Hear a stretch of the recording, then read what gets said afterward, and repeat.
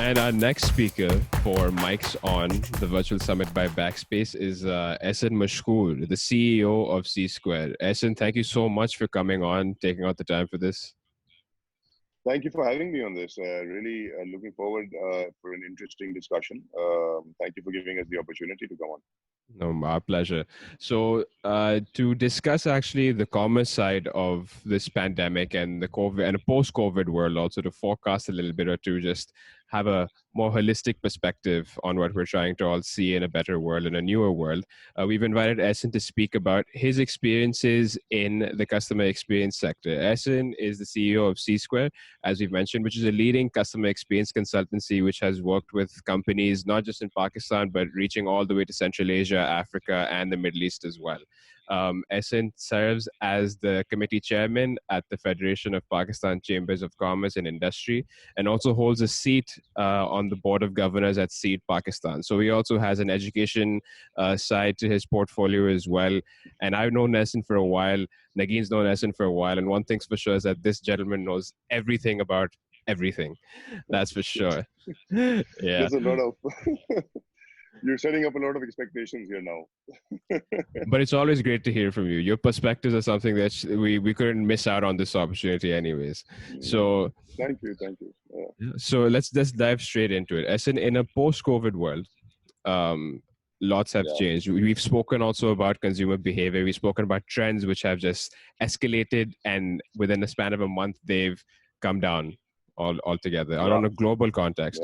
But in Pakistan, what do you think businesses need to equip themselves better to understand the needs of their customers? Yeah, absolutely.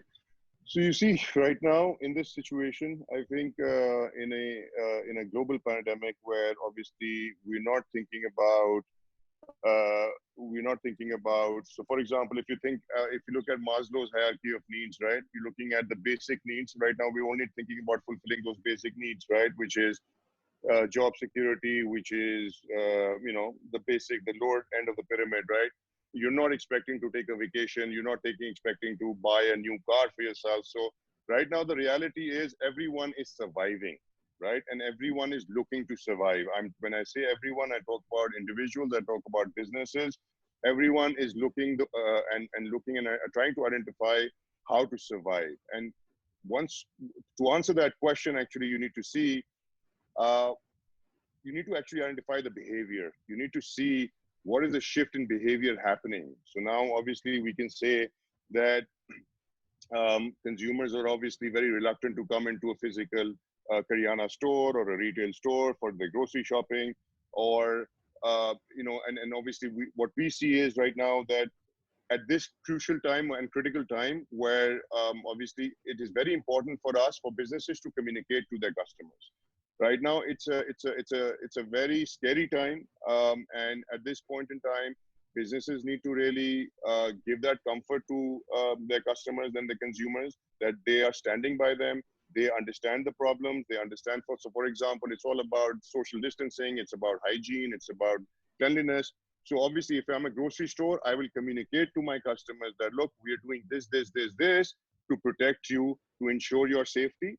And at the same time, as you asked me about the shift, we see that all of these grocery stores are now talking about moving to having online presence, right?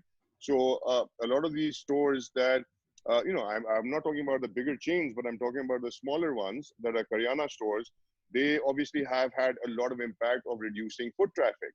Now, they are now looking into options of collaborating with third-party service providers where they can actually put their groceries up there, or they're building their own sort of website so people can just come up directly and procure, right? So that's a shift that we're seeing, and this is one industry. There's another industry that I can talk about right now, and I would love to talk about in depth, is telemedicine and telehealth, right? That obviously this country with 220 million people, we have inadequate hospitals. We have, if you see the ratio of population versus hospitals, and then if you drill down, we have about 63% population living in rural areas, and about the remaining living in the urban areas. And the ratio of hospitals to those rural and urban is appalling, is really appalling. So the problem technology now, and now we can say that a lot of, the Zoom has become part of our lives now over the last 3 months, 4 months. Similarly, I think, like, for example, a basic problem. So here, I think there are two-prong effects, right? So one, the telemedicine aspect, it fixes two areas, or it actually attempts to facilitate the society in two aspects. Number one, um, so you see, there is in the rural areas, hospitals are distant, they're far off. A person needing, my kid. So, for example, if I'm a mother, my kid is sick, I'm going to the hospital, I'm paying about 2,000 rupees for a taxi. I go to the hospital, I do the checkups, the test, and everything. I spend another 3, 4, 5,000 rupees. And at the end of the day, maybe I'm able to save my child, or maybe there's some other complication that might arise. So telemedicine actually is, everyone has smartphones. We have about I think the 76% penetration of smartphones today in Pakistan, Mm-hmm. right?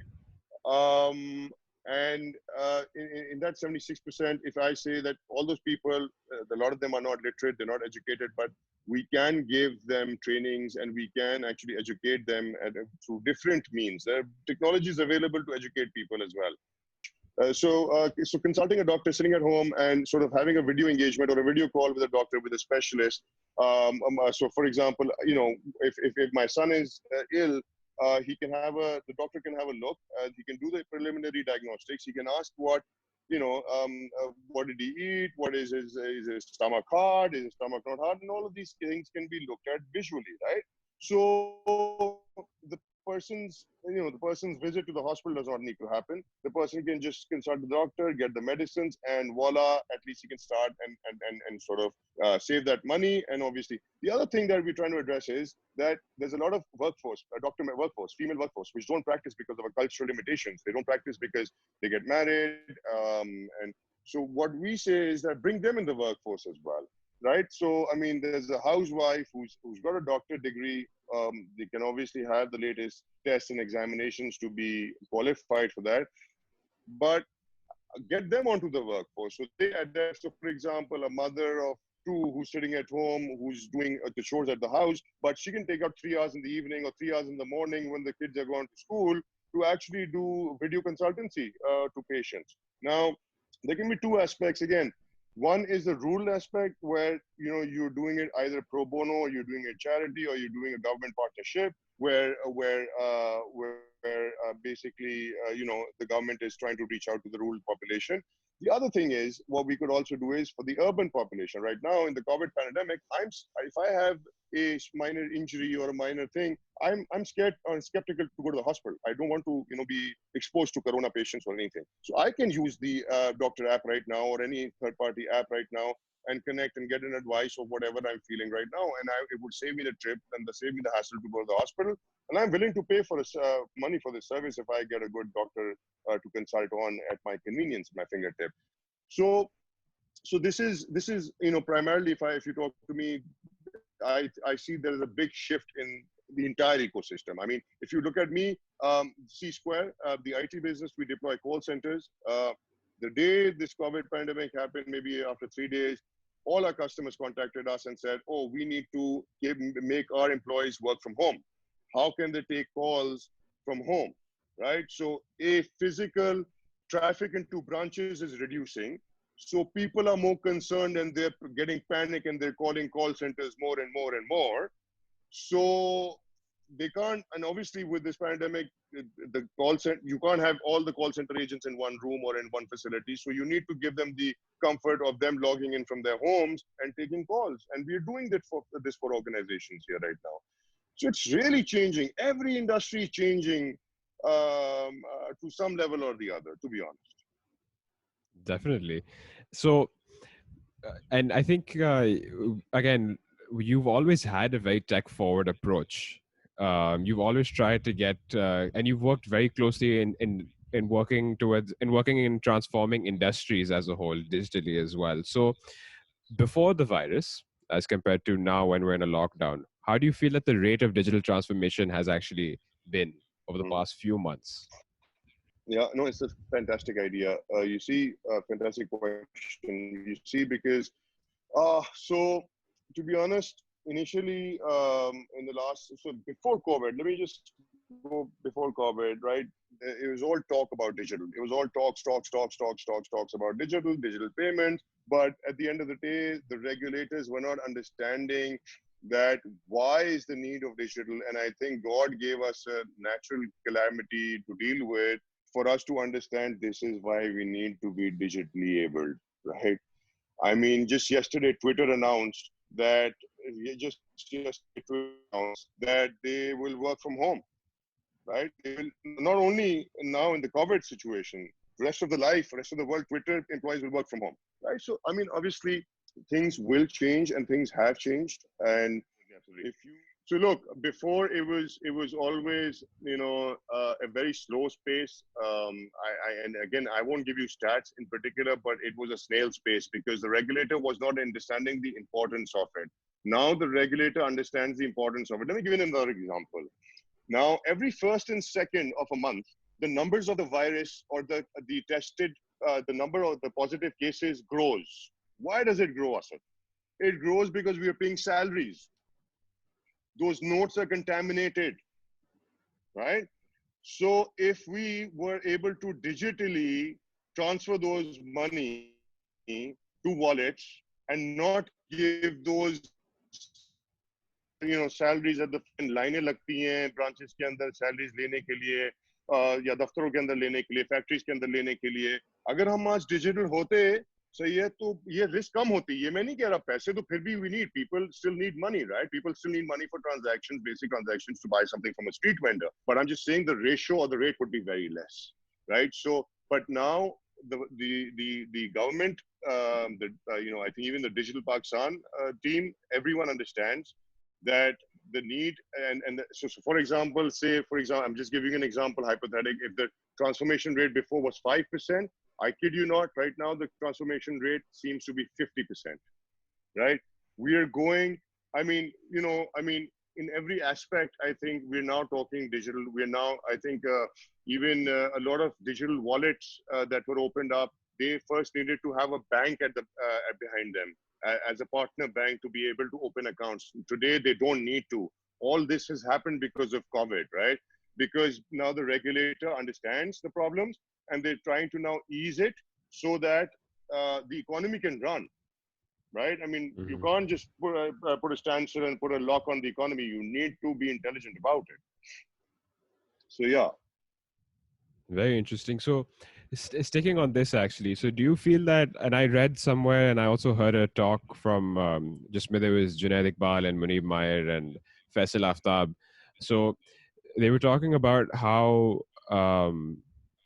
this digital wallet concept also has become a lot more comfortable for people. But how do you feel that and पहले ये होता था कि जो आम आदमी है वो reluctant था कि एक bank account भी बनाए.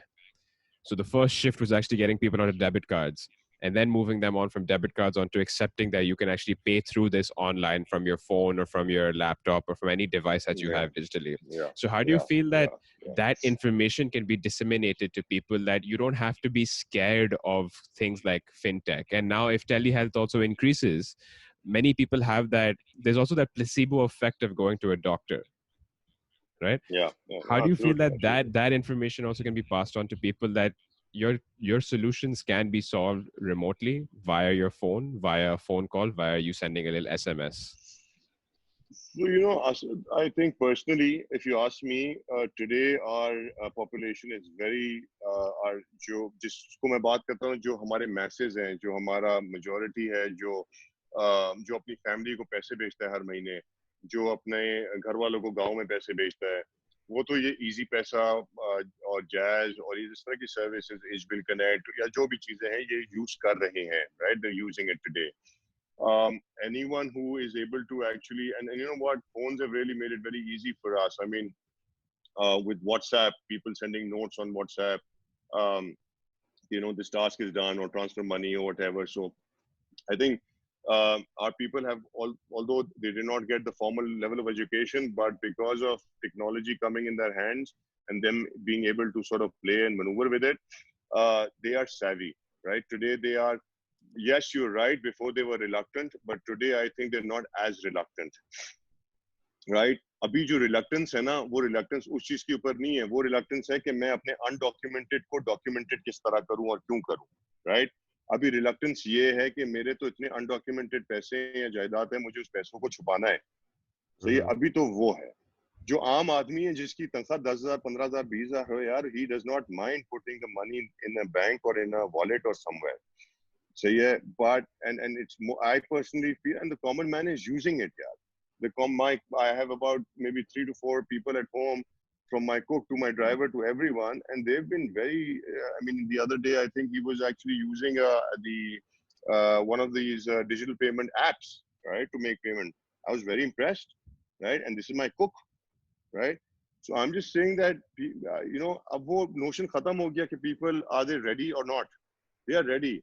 We were late as a nation. We were late कि हम लोग checks पे थे, फिर हम लोग मैक्स टाइप डेबिट कार्ड्स पे थे, फिर चिप बेस्ड कार्ड्स पे आ गए, और अब मगर हम लोग I mean, the thing is QR payments की बात करते हैं, we talk about a lot of other things. The thing is we are not ready for QR payments, right? I mean, just for example, if you talk about cards, why were people reluctant? Because cards हर जगह swipe नहीं होते थे, बहुत सारी जगहों पे वो कहते हैं सर कार्ड देंगे तो ये प्राइस होगी, कैश देंगे तो ये प्राइस होगी. So the other thing we need to look at it is make it economical, make it viable, right? The other day I saw a tweet by the Digital Pakistan team saying, if you don't make internet cheap in Pakistan, forget Digital Pakistan, right? So at the same time, you need to make these transaction costs very less for the Aam Aadmi, right? I mean, so here it is, right? If I send one-time money to you via Easy Pesa, I think I get a deduction of 3% or something. But my guy who's opened an account with Easy Pesa, he's made the app, he's making a payment, he does not get any deduction. So that was his incentive. Human beings resist change. We need to understand that. Human beings resist change. You need to motivate them. You need to incentivize them. If you are willing to give the right ingredients of incentives, they will adapt it. Right? So this is, I think we just, as a nation, this COVID is a one unfortunate thing, but it's a blessing in terms that a lot of things that were not happening in Pakistan will happen at a much faster pace. Definitely, definitely. So, Ahsan, during this time, what do you feel are those industries which are going to benefit the most from actually going digital and or transforming completely digital? Uh, Completely, okay, so there's nothing completely digital. There's always Right. hybrid. Okay, Right. I mean, people say that, I'm completely digital. I think we're all hybrid, Yeah. and we have to be hybrid. We have to be hybrid. We are operating not in a, we're not operating in Sweden. We're not operating in a first world economy. We are operating in a developing country. We need to realize that. We need to understand that. We're not China के जहाँ पे beggars का भी WeChat का वो या QR code लगा हुआ होगा beggars के पास. We need to understand where we are, and they need to understand where they are. So it will always be a hybrid. And I am seeing a very interesting shift right now, to be honest. I am seeing right now currently, so there are new businesses popping up. I see, excuse me. So there's this a kid in Islamabad who started this thing called Work Cycle. Work Cycle is a marketplace. So it's an app that you download, and it gives you access to multiple markets. So for example, when I say, so I come onto one single app, right? I come onto single app and I want a plumber to my house, or I want to rent a car, or I want to buy groceries, or I want to buy a ticket of a cinema, anything, right? So the corner shop near my house, who does not have the acumen to come digital, will just talk to this work cycle type businesses and say, okay, can we have presence on your app, right? So for example, if I am sitting at home and if I want some groceries, I want them within 1 hour, it will route the order to the Karyana store next door. The Karyana store doesn't need to do anything. They just need to have a front-end interface, right? That this order is come, this is the delivery, the biker will come or the rider will come pick it up. You just need to make these packets ready, right? So this is a shift that I'm seeing coming in over here. Mm-hmm. Again, let's talk about telemedicine. Okay, I mean, and the reason I'm talking about it is I'm really, really passionate about this right now these days, because I'm really talking to a couple of other interesting people. So, I mean, again, stats. Let's look at stats. 65% people living in rural areas, 35%, 34% people living in urban areas. The ratio of hospital beds to rural and urban is 12% to rural, 82% to urban. You see, it's that's the denomination, roughly, or it's 18 or 12, yeah. So that's the denomination. Close to 80% is the hospital beds available for urban population, right? So that's a big paradox. I personally feel that, you know, जहाँ पे population है वहाँ पे hospitals नहीं है, सही है. So I know this for a fact that वहाँ पे गांव में दूर-दूर उठ के जाना पड़ता है. So now that industry has to change. It has to transform, because we've seen in the past our government hospitals are, unfortunately, we've not done a good job on that, right? If you talk about Sindh, I don't want to politicize this discussion, but if you want to talk about Sindh, Balochistan, any province, the state of the affairs in government hospitals is not good, okay? Private hospitals are commercial driven. Then there are some hospitals that are open in the urban, which are philanthropy-driven hospitals, which are, you know, all donation-driven hospital, Indus Hospital, Shaukat Khan, and a few others, right? So all of them, and I know these big hospitals, I discussed with Indus Hospital, they're looking to develop a telemedicine solution for themselves. So the point is that the realization is there that, I mean, for example, let me give you another example. Go to Civil Hospital right now, go to Jinnah Hospital right now. You will see families sitting outside in the driveway, in the park, in the garden, where they're just there. They just come from the gaon with their patient, and they don't have any place to live. They're staying there. They're living there. They're camping there. They're waiting for the doctor to be able to see their patients.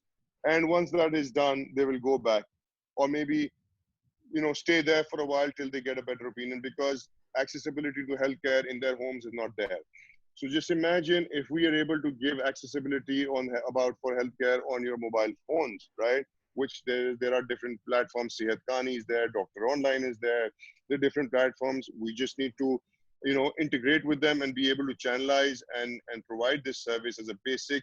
And this should be, you know, government Sehat card deti hai na, Sehat card deti hai, ya wo STARS program mein, ya koi humne Benazir program mein koi card de diye.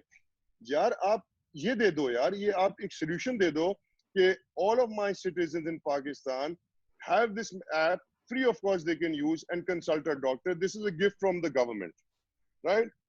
So I mean, the government wants to give money. I mean, the easiest way is to barter money, but really, is it practical? I personally feel no. I think, again, the basic example: teach a fisherman how to fish, or teach a guy how to fish, as opposed to giving him fish. Right? So I personally feel आप एहसास programme में पैसे दे रहे हो, BISP में पैसे दे रहे हो, उससे बेहतर आप कोलैबोरेट करो इस तरह की सेहत कहानी, और जो हम लोग अभी मैं तुम्हें बताता हूँ कि क्या करना चाह रहे हैं हम लोग इस पूरी इक्वेशन के अंदर. आप उनसे बोले कि यार, we are giving you subscription for the 100 million population that lives in the rural areas. We are willing to give you 100 रुपए साल की subscription for them, or 200 रुपए साल की subscription for them. And you need to give them doctor service free of cost whenever they need it, right? So why wouldn't, I mean, and that's a massive level of benefit that I personally feel, right? So now coming back a step back, you know, why I'm saying that telemedicine is very important is, important तो है, वो तो मैंने आपको बता दिया कि दो चीजें हम एड्रेस कर रहे हैं कि एक तो पॉपुलेशन को एक्सेसिबिलिटी हेल्थ केयर की दे रहे हैं, जो बेसिक उनकी नीड्स है, जो बेसिक उनके राइट्स हैं, सही है, जो उनके पास अभी नहीं है. फिजिकल अस्पताल यहाँ पर उनके जो गांव में है वो नहीं चल रहा, सही है. सो उनको ये एक बेसिक सर्विस दे दें ताकि कुछ तो बेहतरी हो जाए ना. डायरिया से तो बच्चे ना मरे इस मुल्क के अंदर. दूसरी चीज हम जो सर्विस दे रहे हैं वो है कि हम डॉक्टर्स को लेकर आ रहे हैं जो अभी भी प्रैक्टिस कर रहे हैं, बिकॉज मेडिकल प्रोफेशंस को इतनी ज्यादा तनख्वाह नहीं मिलती है. तो अगर कोई एक मेडिकल प्रोफेशन है, वो एक्स्ट्रा इनकम अर्न करना चाह रहा है, तो वो ऐसे प्लेटफॉर्म पे आ जाए, उसको पर आवरली पैसे मिल सकते हैं, right? As an extra income. So the other thing is, so now we understand there's a need, right? Not only us. So government understands, hospitals understand that they need to reduce the traffic coming into the hospitals, and they need to give a first line of defense, and, you know, on through other technological means and diagnostics and everything through virtual, and if need be, then call them to the hospital.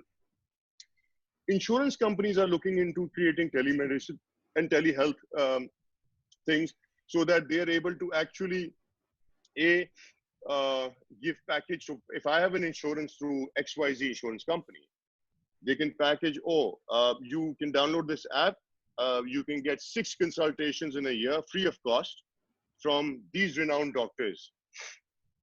right? So for them, it's an upsell for their business, but at the same time, they will show it as a CSR that, oh, we're getting these many doctors on board as well who are not practicing and who are not part of the workforce, right? Mm-hmm. So you see how many industries, pharmaceuticals, pharmaceuticals are saying कि हम दवाइयां तो बेचते हैं, सही है, और हम गवर्नमेंट्स के साथ भी काम करते हैं, और हम अभी आजकल ये कोविड रैपिड टेस्टिंग हो रही है, तो कोविड रैपिड टेस्टिंग भी कर रहे हैं हम लोग. Mm-hmm. So pharmaceuticals are collaborating with governments and they're trying to say, yeah, let's establish a telehealth facility to service the customers, to service the citizens. Where do we come in? We come in as a technology partner for them to be able to provide engagement within the app, engagement within the website. What sort of engagement? Bots, chat, video chat, audio chat, screen sharing. So we also want to do is जो आपके medical records होते हैं, we can capture those medical records. If the doctor wants to see real time कि यार इस patient का record क्या था, इसने ये test करवाए थे, तो हम live screen sharing करके ये सारी चीजें हम उनके लिए operate कर सकते हैं. So this will be a virtual industry. I mean, because एक देखो बात क्या है असद, बात ये कि करीम और उबर, या करीम की मैं बात कर लूँ, पाकिस्तानी बंदा था, उसने शुरू करी. Did he cry कि पाकिस्तान में infrastructure for transport is shit? Did he cry about that? No. He realized that the infrastructure is shite, right? And he said, what can I do to build on top of this infrastructure, right? And he built Kareem, which got sold for billions of dollars, right? Amazing. Now I'm saying is our infrastructure for schools, government schools, our infrastructure for hospitals, unfortunately, don't want to use the word, but it's not there. Subpar. Now what can it's substandard, subpar. What can we do to make it par? What can we? Healthcare is a basic right for everyone, yaar. Technology. और फिर digital Pakistan की मैं बात करता हूँ, technology को affordable कर दो, खुदा के बंदो, अफोर्डेबल कर दो, सही है, तो हर किसी के पास वो बेसिक राइट हो गया. अब तो आपके पास ये डिवाइसेस, आईपैड्स, आईफोन्स, और ये अब तो चाइना वाले भी छोटे मोबाइल आते हैं जिसमें मैं अपनी पल्स चेक कर सकता हूँ डिवाइसेस के ऊपर, या मैं अपनी हार्ट बीट चेक कर सकता हूँ. इस तरह की डिवाइसेस आ गई हैं. तो इवेंचुअली यार, मतलब दुनिया आगे जा रही है. We need to actually start following that marathon यार. Mm-hmm. And I'm going to actually add in something that we've spoken about in the past, mostly because of the passion Sure. with which you're speaking, is that there's a lot of opportunity. The playing field Yeah. is completely empty. It's close to empty. Yeah. Except, and that's the reason why we need to stop working in our own little silos also. As if there's a Yeah. Oh problem, yeah. I think we can all collectively fix it and still benefit. Yeah. There'll still be, look, Yeah. every entrepreneur is also going to want to make sure that they make an impact while also making sure that there's some margin that they can earn on that. And both can happen if those silos are just broken down and people start working together. That's my I perspective. 100% spot on agreed that, you know, the impact is much larger when you're collectively working on it. Okay. I don't see that, to be honest. If you ask me, I don't see that happening today. I see a lot of things happening in silos. It's unfortunate. And I mean, is there anything we can do about it? We can just raise our voice at the right forums. Um, I'm still a very optimistic person. So I feel that if you make the noise at the right places, we can create that impact. But my advice is, again, that, you know, when I mentioned that insurance companies want to do something, hospitals want to do something, government wants to do it, Digital Pakistan wants to do it, all of these platforms that are developing, healthcare platforms are developing. So yes, I mean, if they do it collectively, the impact is much larger, much more superior, much more quality driven, as opposed to doing it in silos. Unfortunately, Pakistan में हम लोग की थोड़ी सी mentality है, थोड़ी सी हमारी आदत है कि हमें वो साइनिंग सेरेमनी करके बैकड्रॉप लगा के अखबार में अपना नाम देना है, वो सारी चीजें करनी है. अगर मैं कोलैबोरेट ज्यादा लोगों से कर दूंगा तो मेरी डाइल्यूट हो जाएगी ना मेरी इमेज, अनफॉर्चुनेटली. सो वो एक चीज है. It's about I won't be the winner wali baat hai. So, you know, that person will be the winner. So, you know, I mean, if we are able to raise the voice at the right platforms, which still is difficult, I'm not saying that it's easy. We will be able to do it. We need to do it. Because, yeah, there's no point doing it in silos and half-heartedly. And that won't give the results that you're expecting. मैं तो कह रहा हूँ, आप at a massive level, आप इसको so for example, Digital Pakistan को mandate मिला हुआ है ना, पाकिस्तान को डिजिटल करें. they should plan it. They should say, yeah, these are the areas that we need to work in. Telehealth is one, payments, digital payments is the other one. What are we doing? Give them all the authority. Unfortunately, right now in Pakistan, the problem is that in Pakistan, the electables which rule, they're the ones who run the show. So if I am a MNA out of a gaon, I won the seat, I will be made the chairman, the minister for example, IT, or minister for science, or minister for education. But I have no background, dude. So again, we need to actually, first of all, our the other thing is leadership एक चीज है, फिर bureaucracy दूसरी चीज है. Bureaucracy को भी evolve करने की जरूरत है. वो भी अभी threatened feel करते हैं. So coming back to our topic, I mean, we need to do this at a massive level. If this task is given to one Digital Pakistan maybe, and they are given the mandate, they were given the authority, complete authority, so I think we can do wonders. 100%. But वो authority किसी एक के पास होनी चाहिए. अभी authority एक के पास नहीं, it's all over the place. Right. Right. So as in keeping, I'm sorry, I don't want to take up too much of your time, but I do have one last question for you. Is now stepping away a little bit from the world of commerce, also in the world of tech completely. There's been a lot of talk of having to create a more sustainable business model also at any scale, and also maybe trying to rework our systems and our processes, or our production processes also. So in what way do you feel the nature of business is going to change? So, okay, nature of business will definitely change. There will be a big time shift in moving digital, being digital, having digital presence, because people have realized that, the world is not the same anymore. World has changed, and it is not going to be the same post, right? COVID. So they realize that they need to join the bandwagon, they need to be equipped, and they need to be there. Otherwise, they're out of business. Businesses will lose out. If they don't adapt to this change today, they will lose out. The other thing is, for businesses who don't know which direction to go, who don't know, who are skeptical what to do, they need to do one thing. They need to actually start collecting data. They need to start identifying data. They need to start identifying consumer behavior changes. They need to start identifying how customers are looking at the way businesses is done now, right? So if all of those things are done, once you are able to identify the behavioral change that mera customer ab mujhse kya chahta hai, what is the expectation from me, right? And once I'm able to answer what his expectation is, then I can obviously serve him better, right?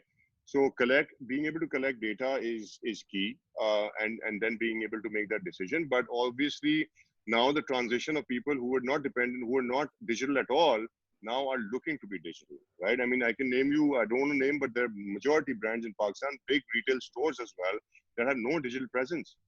But now they realize post-COVID that, damn, what were we doing, son? We need to move on to the digital thing. We need to have a website. We need to have our online ordering. We need to do all of those things. So that's it. I think that's and lastly, for those people who are a bit confused, look at data. Look at what the behavioral change is happening in the market from all industries. Look at telcos. Look at banks. How things are changing, and you'll have your answer hopefully. I think that's really interesting to hear, because for all the old Setia companies, the new entrepreneurs, the new businesses which are setting up, it's a matter of having to relearn. And correct me if I'm wrong, I just like you, I'm an optimist. I see this as an opportunity for an economy 2.0 in Pakistan, especially, where we're gunning forward with new approaches, with new tech, with new solutions, with new brains also, because people are starting to at least have their eyes on us. And I read I think this was by MasterCard or something, that that Pakistan is like a digital gold mine right now, and we can tap into that. And we can definitely tap into that. But Ahsan, thank you so much for your time. Thank you so much. This was a great conversation.